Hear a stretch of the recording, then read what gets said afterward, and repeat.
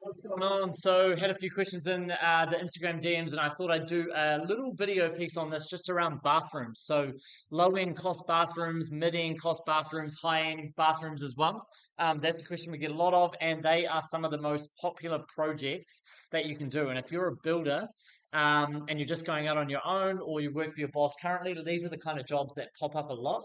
So, I wanted to back these up with some hard facts and do a little bit of a lesson here just on low end bathrooms, middle range, high end. So that's what we're going to do. So first of all, I don't know, I've been taking a lot of lessons over the summer break. It's currently 27th of December, and just learning about ChatGPT and artificial intelligence. So what I plugged in here was on average, how many kitchens a year are renovated in Australia and then New Zealand separately? So in Australia, approximately 150,000 kitchens are renovated each year.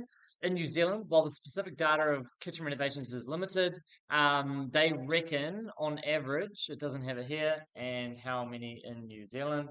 What I want to do is just give you guys a bit of an understanding on the sheer scale of how many jobs go each year. So New Zealand, it's writing it out here. The total renovation market is valued at 2.4 billion in New Zealand in 2021, 10 to 15,000 kitchen renovations per year. So obviously you can't tender for all of those if you're only in one location. That's all you could potentially tender for. But say for example, if you're in Auckland or if you're in Sydney, so let's try and work that out alone. In Sydney alone, on average, how many kitchens are renovated? We're doing bathrooms, by the way. I just am speaking about kitchens here because it popped up first. 150,000 annually across the country, 20% of Australia's population, so maybe 30,000 kitchens a year. Now, obviously, there'll be a lot of competition, but it's just interesting to get the numbers. Let's ask ChatGPT. Please give me the average cost to renovate a kitchen, low end costs, middle end, high end. Let's see what these come out at, eh? And then we'll split some figures and I'll show you sort of what we've been doing on average. But it's real interesting just using this to get data. As you can see, it's just literally spitting out data here. Low-end kitchen renovation costs range 10,000 to 20,000. What's included? Basic materials, basic carpentry, standard appliance, minor layout changes, DIY, minimum professional labor. Yep. Mid-range kitchen renovation. Cost range 20 to 45,000. What's included? Higher quality materials, stone bench tops, semi-custom cabinetry, mid-tier appliances, some layout modifications. Yep, that's all pretty right. High-end kitchen renovation. Now these can go way out. Like literally, you could get a kitchen renovation that, yep, high-end you could say, but I mean, shit, you can do. Give me 5 different examples of kitchen cabinetry materials. I mean, if you're a builder and you want to do research, you need to be on ChatGPT. It's absolutely insane what you can do. Here we go. Solid wood, oak, maple, cherry, or walnut. That'd be way more expensive. MDF would be the standard. Plywood, particle boards, and stainless steel. Compressible particle. So yeah, that's pretty interesting, all of that. Anyway, let's rip into these bathroom ones. So I do a lot of pricing for builders in New Zealand and Australia here at RapidQS. Now NZ's our biggest market for the bathrooms. Aussie, we don't see as many bathrooms, but I think that's purely just because the builders can kind of price them themselves. But what I've got pretty much on this low end is $22,000 for these. So if I go into some sheets, I'm going to give you guys a rough breakdown just of mid to low end bathroom renovations. Okay, this is one of my clients in Christchurch. He pumps out about 50 of these a year. There's his sheets. Okay, so these are real low end bathroom renovations here. As we can see, the total cost for these projects, I mean, this one was only 14K. The scope was literally just to remove floor coverings, toilet, bath, vanity shower. So this one was not removing any jib linings. This was just removing appliances and reinstating appliances.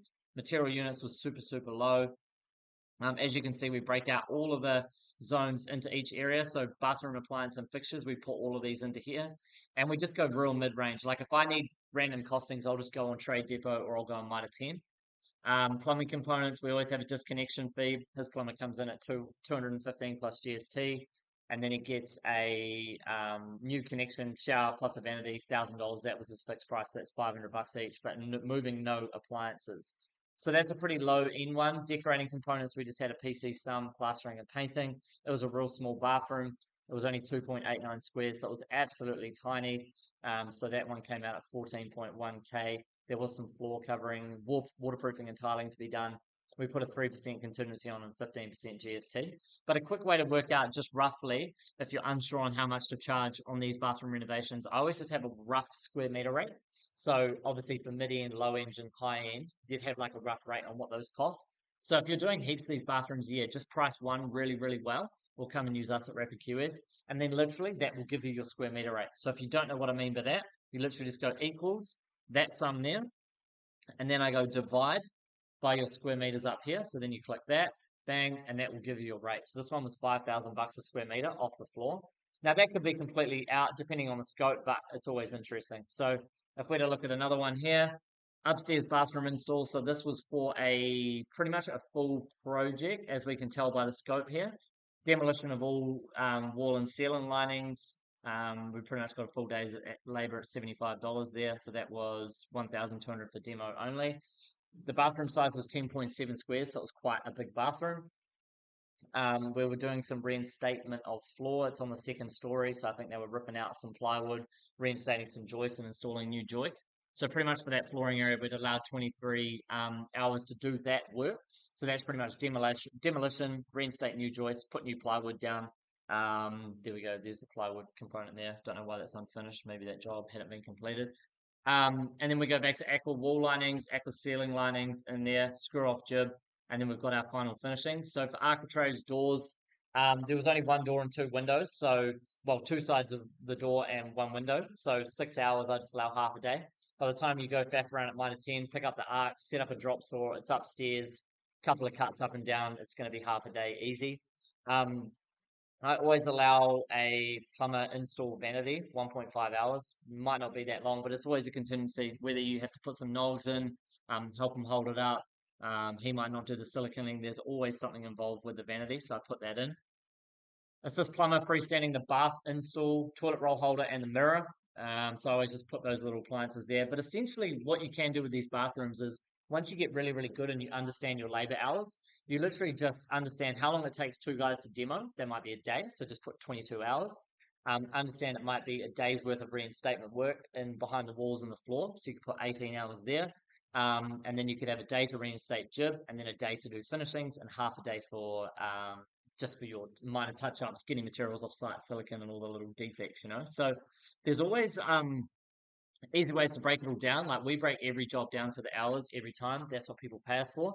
But if you're a builder and you're just wanting to get these things out, you know, semi-quickly, price one job really, really well once, and then just understand that you know roughly how many days for two guys. I know that's how you guys price it anyway. Okay, so there's the labor there. We didn't put a margin on labor because no doubt he'll be paying his guys 45, 55, and then he puts a margin on top there. So if you highlight that whole column, you've got a budget of 7819 for that component there. Then we move down to materials. I always break up the materials nicely. So I got P&Gs, linings and frame plus finishings. So I always lay it out just in the correct order. Like you're always going to go through and get your floor coverings, plastics to cover doors, miscellaneous items, some duct tape to duct tape any old carpet down or anything on the walls to protect the walls from getting damaged. Brad pins, pass load for finishing nails, gun nails. I always just put a PC sum there, not a whole box because there's no way you're using a whole box on a bathroom unless you get a little bit trigger happy. Insulation on walls, exterior wall. I didn't allow for a whole bag because you're only doing one wall, might be 1.8 by 2.4. A bag's like nine square meters. So we just put a PC sum there, roughly a third of a bag. And then plywood flooring, we always just allow, well, usually it just depends what we're doing, but on this case, we'd allow two sheets, but usually we'll just put the bathroom area by 55. So if you don't know how to work out that plywood, if you've got a sheet of, we'll just go here, 19 mil plywood, 86 bucks. Fuck, that's pretty cheap. So pretty much what you do is you'll just go 86 there, and a sheet is 2.88 squares, 1.2 by 2.4, and then you just go equals again, that divided by that, and your square meter rate is $30 a sheet for plywood. That's super cheap. That must be untreated. Yeah, untreated. But if it's treated, 69, that's a bit more expensive. Usually I operate off $55 a square meter, about $150 a sheet. So 55 a square. Then we go into aqua wall lining. Some people like them in items, some people like them in square meters, but I just change it up. This guy likes it in square meters, so we do it in square meters all the time. Once again, you just go total size of the sheet divided by the cost of the sheet. That will give you your square meter, okay? He was installing some wet area for the shower, so villa board sheets in there, 65 bucks each. 10 mil standard sheets, probably for the exterior of a bathroom out in the hallway wall. Then we've got wall framing, fixings, Bostik glue adhesives, fixings miscellaneous. They're like your 32 mil jib screws. And then we move into silicone sealants, miscellaneous fixings, hardware blades, ball nose skirting, etc.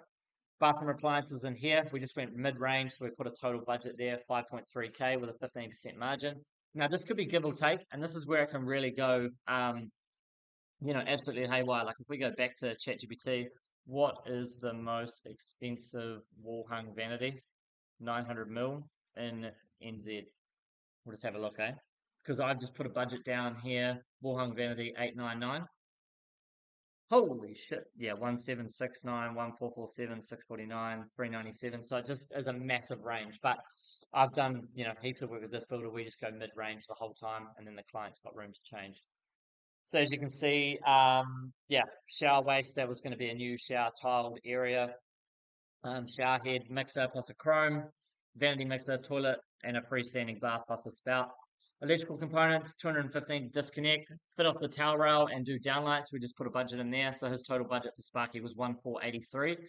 There's always going to be extras to be done. There's always going to be another little PowerPoint the client's going to ask. So we always just make a little contingency for that. Plumbing components install, he just gets a fixed rate, usually 1500 to 1800 plus GST a bathroom. Same with his decorating components. He always got his painter and his plasterer on a fixed rate. He's got it pretty good, to be fair. But usually I would break this down to the square meters. So if I was plastering bathroom, we'd probably go 35. And then we work out the total wall areas in the floor area. And that might be 25. And that would be our budget. Okay. Same with the painting there. Tiling plus waterproofing, we've got it down to the T. So in the sales sheet here, we've just got some notes over here. Floor tiling, wall tiling, waterproofing, shower base, supply and tiling. Niche waterproofing, $300 one off. Shower hob is 150. Silicon's about 250 per bathroom. Epoxy grout, 40 bucks per square meter. So we've always got sort of rough costs on what they cost, okay? Shower glass panel, $1,800 plus for install and supply, okay? Sweet. So for that one, we just roll down that total budget there. This is like probably a little bit more of a mid-range bathroom renovation, to be fair. So 31K, 31.5K excluding GST. We took a contingency off this one, added GST, and we had 36K. So we had a bit of a tag out there, tag out section down below. So for a mid-range bathroom, that's pretty much always going to be roughly where you're going to be sitting, probably around that 25 to 35 or 40K. And then as soon as you're going over that cost, we sort of know you're sort of shooting over that 40K.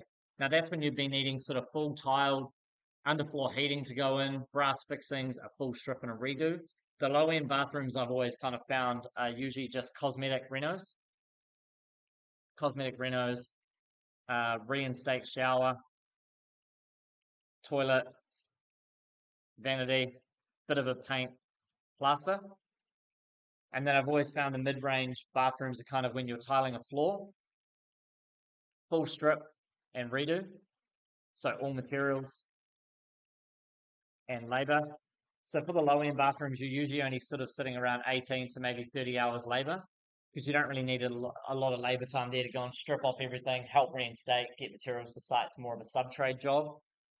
For mid-range, that's sort of where you're sitting at that 88 to 110 hours. So you're going to be doing the full strip of wall linings, ceiling linings, floor coverings, reinstate everything, insulation in the wall, underfloor insulation when you're going to strip everything out.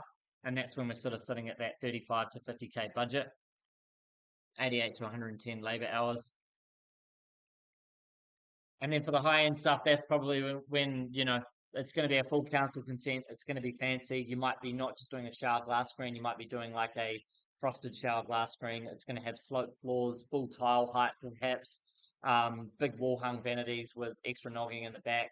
You might be doing LED mirrors, putting in cavity sliders. So there's definitely a lot more work there. So if you're doing these jobs at scale for low end bathrooms, I'd sort of be looking around that.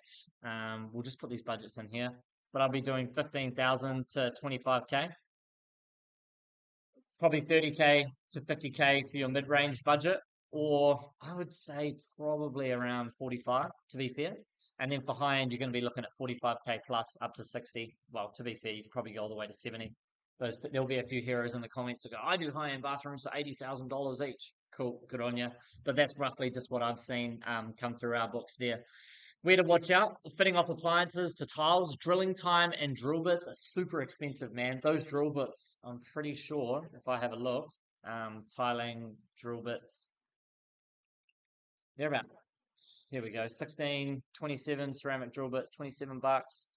$8, that'll be a cheap shit one. But those are things that you've got to watch out for. They're so expensive, and the hours, the time just goes up. You know, if you're doing a towel rail, you've got 4 holes on that. Vanities, well, you'll be screwing straight into the, well, no, tiling will go on first. So you've got screwing to go into tiles behind the vanity, shower glass panels, mirrors, toilet roll holders, the list goes on, and door stops as well.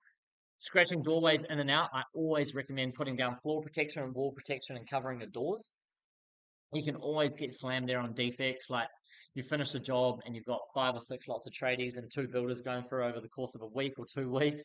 You scratch a wall, you can't just do a little touch-up paint. Sometimes you have to paint the whole wall. That could be another $500, so watch out there. Screwing pipes through jib, chuck a mark on the floor to indicate and allocate where the pipes are on the wall. I was an apprentice, I did this heaps, but then I had a really good foreman, shout out Richie. He said when you before you jib the wall, go on the concrete slab or go on the floor coverings and just put light marks of pipe here, and then put 2 lines just so you know when you're screwing off your jib, you don't screw through there. Yeah, and then just always allow extra time. I always allow contingencies and time for clients. Like, emotions with clients is always running high. There's tradies in and out of their house all the time. They're going to be inspecting the bathroom every night when you go home. They're going to be picking holes on anything. So that's where I do stuff and just ramp up like project management time. Always allocate those hours, and beef that rate up. Just consider you're going to be taking calls after hours. You might have to go there on the weekends. You've got to deal with all the subbies going in and out. Builders have to charge more on project management. You're always taking phone calls. You're organizing everyone. You're a full-time babysitter. And just while we're on that, for the PNGs, vehicle charges. So that would be like a builder for a week, 1 day, 5, and then you're going to probably make 2 to 3 site visits on top of that. So allow for your truck as well, $35 one way. Material trade deliveries, you might be picking that up yourself, or you might get Mitre 10 to do a foundation, or like, a plywood and a framing delivery, and then you might get to do jib, arcs, and insulation. So there's another one there. Rubbish removal skips have gotten so expensive now. Put them in at $480. Jib lifter, put an allowance for a jib lifter if you've got one, or you have to hire one from a higher place, maybe $150. Miscellaneous wall plus floor coverings, that was just for protections as well, in case you need something more. And then I've got council and draftsman fees there, budget $2,000. So bathroom might be less, council might be, $1,000, but you could probably ramp that price up, to be fair. So that's roughly what I've got just for low end, mid range, and high end bathrooms. Okay, 45 to 70 for high end, 30 to 45 for mid range. You can maybe get south of 30, like 25, and then low end 15 to 25. And real low end, if you're just doing a rental style bathroom and you're just changing the appliances in a bathroom, you could probably get it south of $10,000. Comment below if I'm bang on, miles off. Let me know. Hope you enjoyed that video. Thank you very much.